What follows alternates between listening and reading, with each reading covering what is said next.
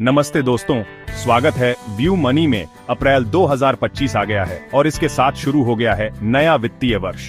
आज हम बात करेंगे वित्तीय वर्ष 2025-26 में हुए बड़े बदलावों के बारे में और कुछ जरूरी बातें जो आपको याद रखनी है। चाहे आप नौकरी पेशा हो, सीनियर सिटीजन हो या बिजनेस चलाते हो, इस वीडियो में हर किसी के लिए कुछ न कुछ है। तो अपनी नोटबुक तैयार रखिए और चलिए शुरू करते हैं।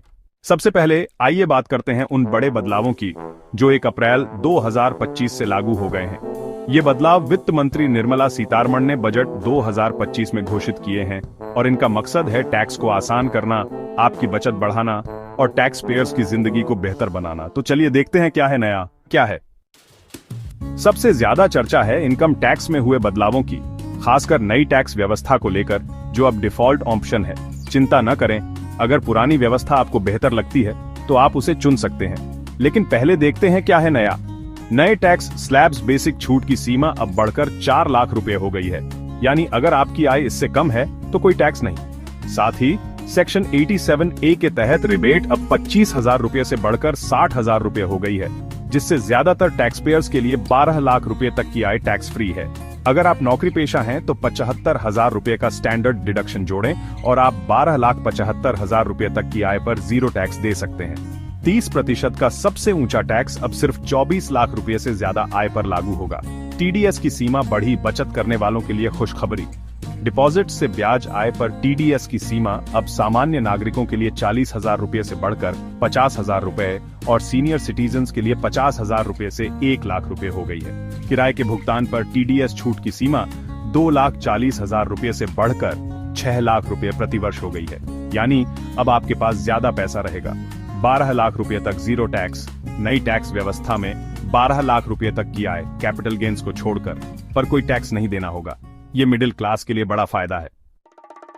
एक छोटी सी सलाह, ऑनलाइन टैक्स कैलकुलेटर का इस्तेमाल करें और देखें कि पुरानी या नई व्यवस्था में से कौन सी आपके लिए बेहतर है।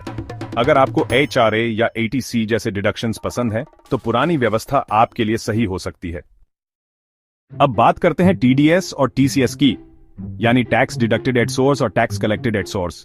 सरकार ने कुछ बदलाव किए हैं ताकि आपका काम आसान हो। नॉन फाइलर्स के लिए ऊंचा TDS खत्म। पहले अगर आपने ITR फाइल नहीं किया था तो ऊंचा TDS देना पड़ता था।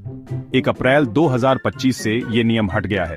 इससे डिडक्टर्स और आपके लिए चीजें आसान होंगी। विदेशी खर्चों पर TCS विदेश यात्रा की योजना बना रहे हैं। लिबरलाइज्ड रेमिटेंस स्कीम यानी LRS के तहत TCS की सीमा अब 7 लाख से बढ़कर 10 लाख हो गई है। साथ ही फाइनेंशियल इंस्टीट्यूशन से लिए गए एजुकेशन लोन पर कोई TCS नहीं लगेगा, यानी विदेश में पढ़ाई अब और किफायती होगी।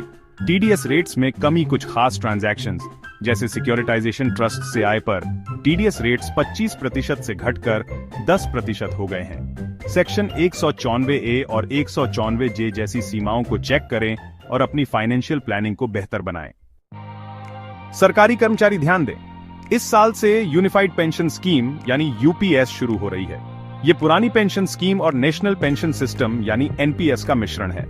अगर आपने कम से कम 25 साल नौकरी की है तो आपको रिटायरमेंट से पहले के 12 महीनों की औसत बेसिक सैलरी का 50% पेंशन मिलेगा। ये स्कीम 1 अप्रैल 2025 से लागू है, तो अपनी प्लानिंग शुरू कर दें। डिजिटल पेमेंट्स हमारी जिंदगी का बड़ा हिस्सा है और UPI में कुछ नए नियम हैं। UPI ID के लिए सहमति। UPI ऐप्स को अब न्यूमेरिक UPI ID बनाने या बदलने के लिए आपकी स्पष्ट अनुमति चाहिए। डिफॉल्ट रूप से आप ऑन ऑप्ट आउट हैं जब तक आप खुद न चुनें।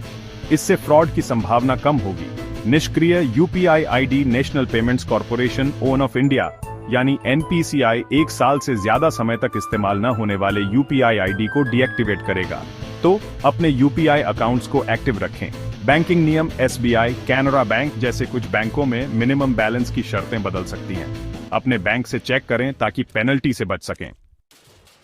कुछ और छोटे मोटे बदलाव भी हैं जिन्हें आपको जानना चाहिए। LPG की कीमतों में कटौती। कमर्शियल LPG सिलेंडर की कीमत दिल्ली, मुंबई जैसे शहरों में कम हो गई है। 14 किलो के घरेलू सिलेंडर की कीमत स्थिर है। कार की कीमतों में बढ़ोतरी। कार खरीदने की सोच रहे हैं?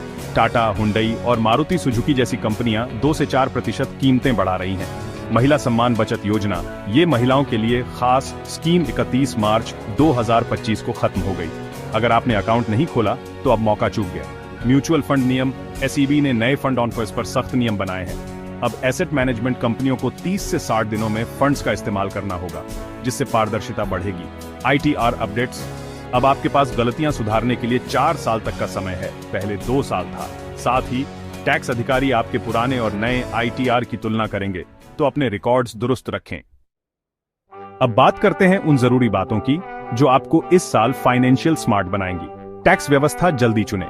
जुलाई 2025 से पहले पुरानी और नई व्यवस्था की तुलना करें और देखें कि कौन सी आपके लिए सही है। अगर आपकी आय 12 लाख रुपए से कम है तो नई व्यवस्था आसान हो सकती है। फॉर्म 15G या 15H जमा करें।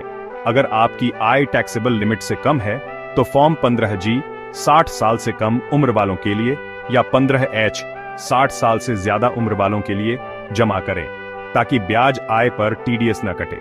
पैन को आधार से लिंक करें।